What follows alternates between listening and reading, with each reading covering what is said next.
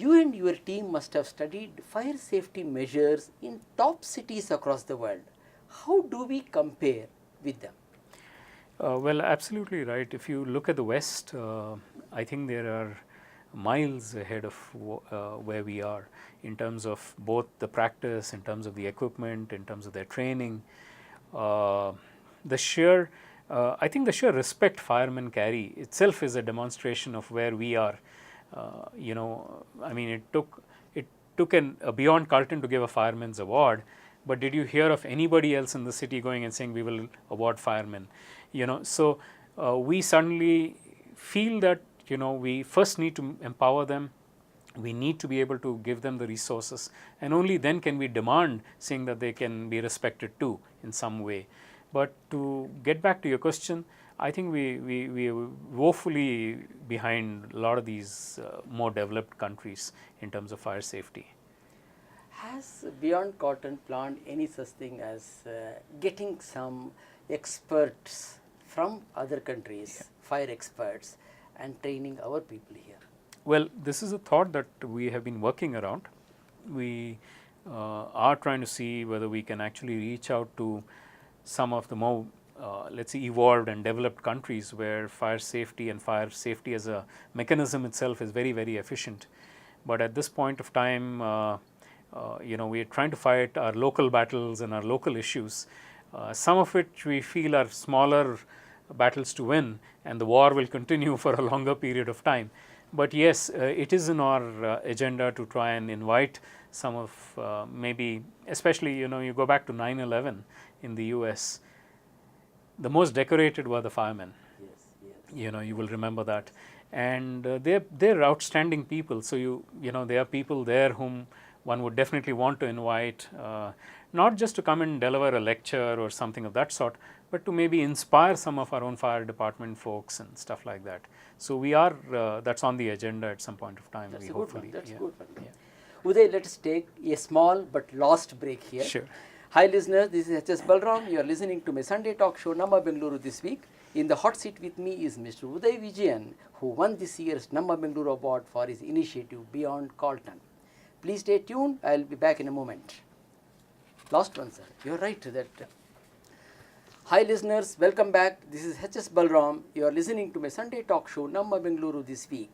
We are into the last segment. The guest today is Mr. Uday Vijayan of Beyond Carlton, an initiative by him to bring in accountability and create awareness about fire safety. Uday is a recipient of this year's prestigious Namma Bengaluru Award. The award has been instituted by the Namma Bengaluru Foundation to honor ordinary citizens for their extraordinary contributions to the society.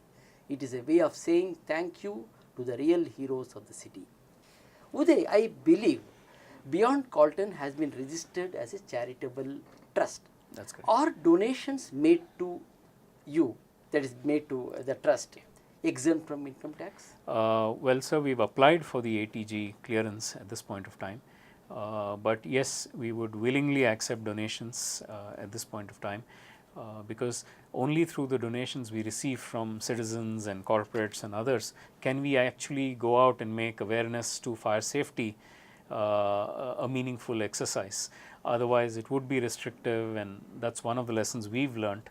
And you're right, we are a charitable trust, we are audited, we file our returns every year, so it's absolutely open and transparent in the way we run our run the trust.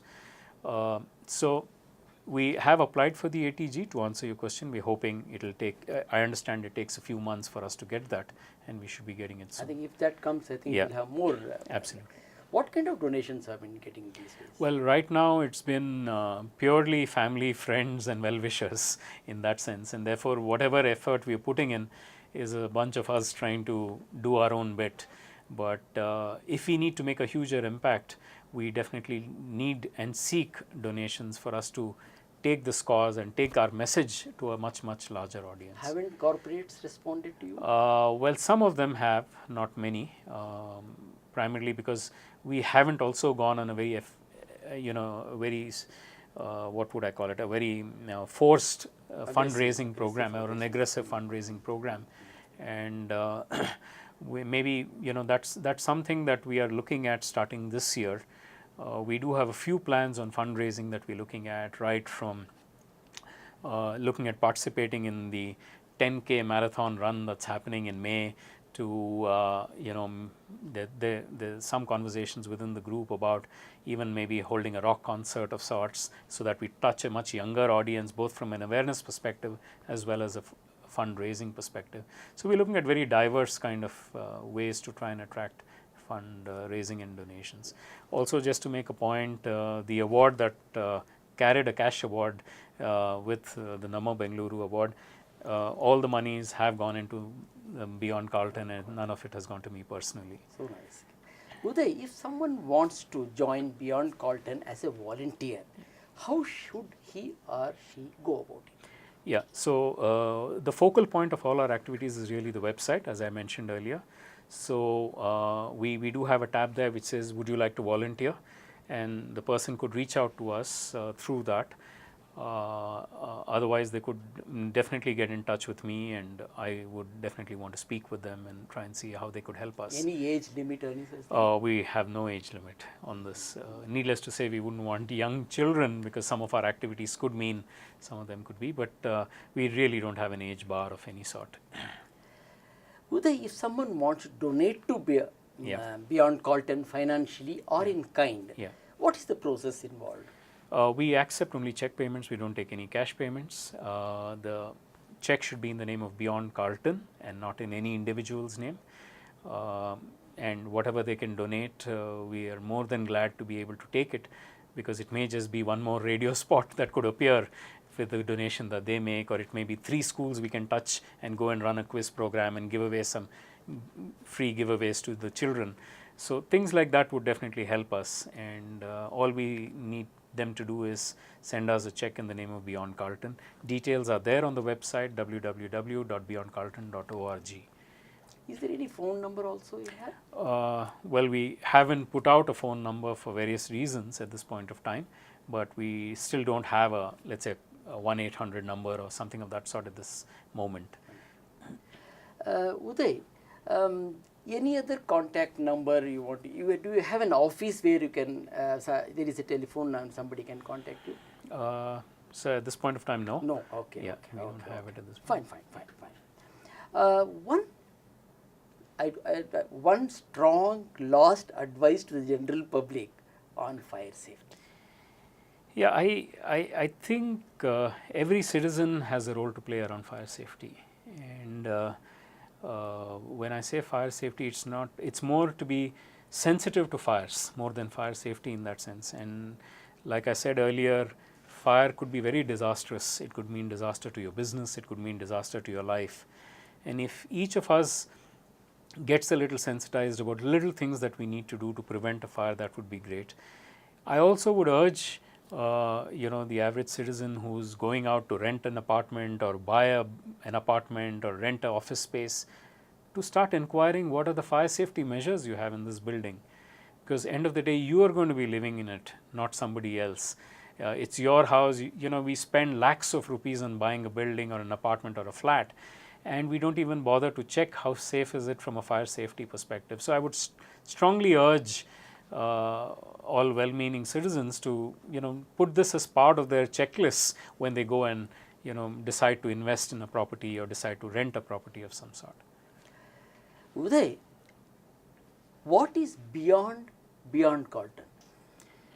Well, beyond, I presume the question is really where do we see ourselves going ahead.